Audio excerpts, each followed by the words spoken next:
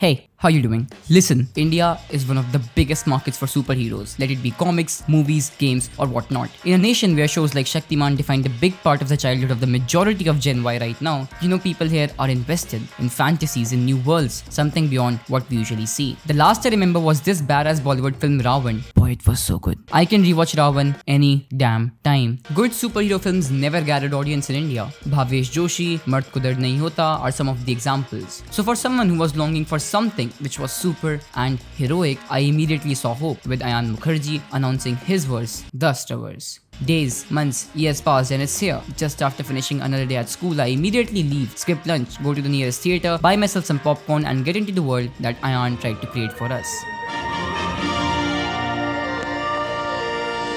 But did it work? The concept of Brahmastra since day one, based on its vision of expanding this genre in the Indian market. And I actually think that they did quite well of a job with the film being the biggest opening of 2022. But then again, did it bless my dead and dried soul? For someone who has loved grounded stories, realistic and heroic aspects in superhero flicks, it was weird to digest what I saw in the theatre. I'll jump straight to it. Excited?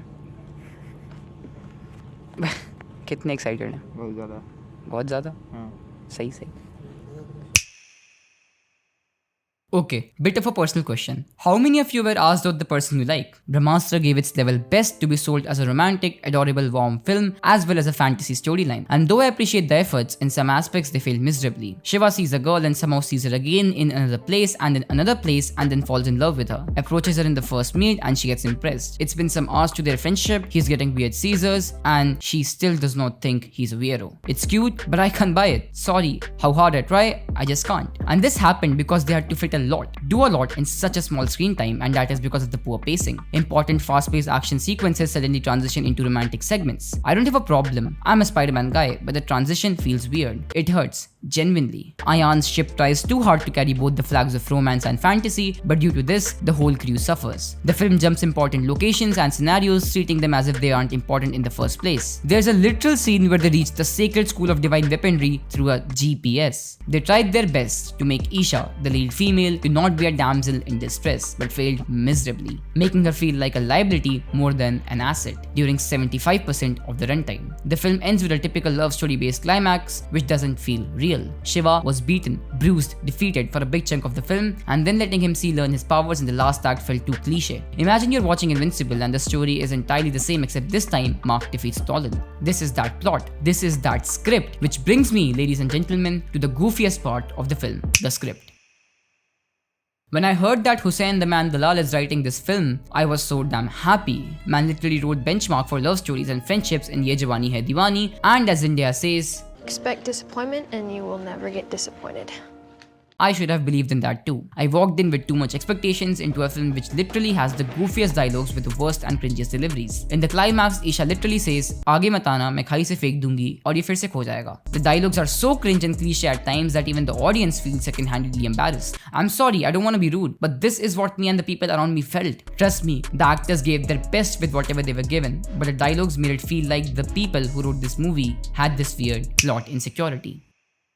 Okay, a quick question again. What is the one thing that differentiates between books and movies? Movies have the potential to be more show and less tell. Brahmastra is a lot of show, but also a lot of tell. Sometimes you need to just show and let the audience interpret, but Brahmastra has this weird voiceover on every impactful scene. The place where they find the third Brahmastra piece, it literally has someone explaining whatever you're seeing on your screen, and it's too damn freaking annoying. Maybe they thought that the people won't understand the film. The last part, where they tease the sequel, could have been a mid-credit with zero voiceovers and must have felt way more impactful. The other thing which is trying very hard to make these scenes work is the soundtrack.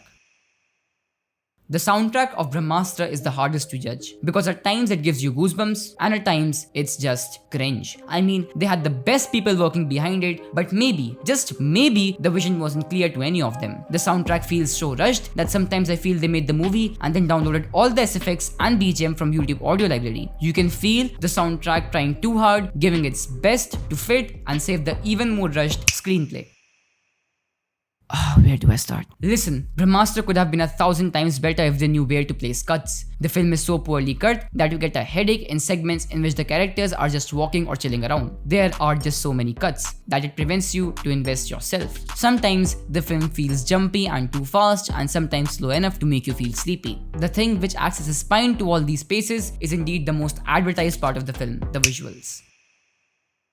Okay, hear me out. The visuals exceeded my expectations. The first segment of the film, packed with spoilers, Shah Rukh Khan's god-awesome performance as a scientist, got me hooked to the film. I loved it. Loved how much efforts, how many hours they gave into it, but by the time the film ended, it felt too overdone. Normal sets replaced by CGI, making it look fake to the core. The whole film looks like it was made in a 100 by 100 green screen room, which genuinely hurts the eye. I walked out of the theater. It was 10 PM and the normal world felt off to me. The visuals get too bright and too focused that the 3D version of the film can actually give you a headache. And I know why it was done.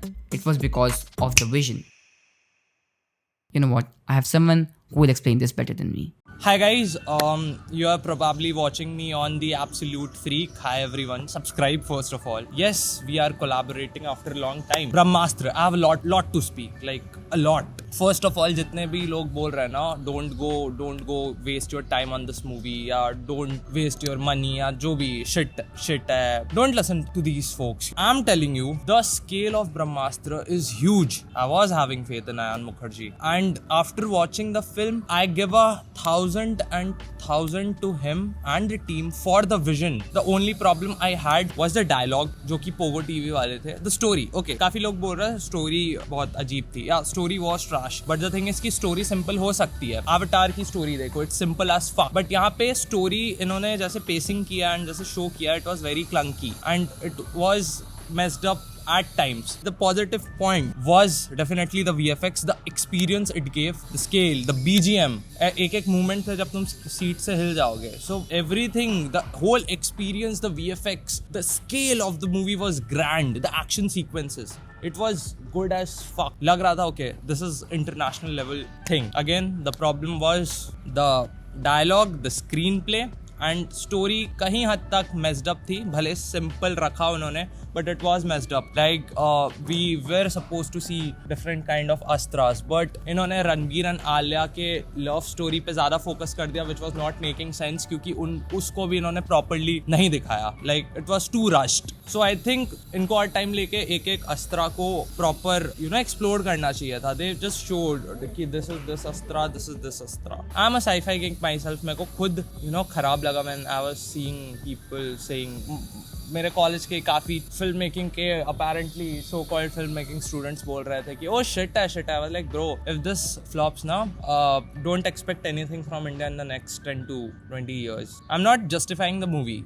I'm just saying what it is. You have to support it. I was a little disappointed overall, but जो good था उसके लिए I was overwhelmed, especially the VFX, the action sequences and the scale के लिए तो I was like, let's go Ayan, rock this. The songs and how they were implemented was so good. देवा में they showed एक ऐसे dragon पीछे से उड़ के आ रहा है. So they played heavily on VFX. Songs were so good. ठीक है, the overall experience was so good. But I think they पूरा उन्होंने VFX पे खेला. Like गानों के बीच में like whatever Ranbir is doing, वो VFX like it's the VFX is integrated into the music video. वो पीछे dragon ऐसे हवा में fly कर रहा है.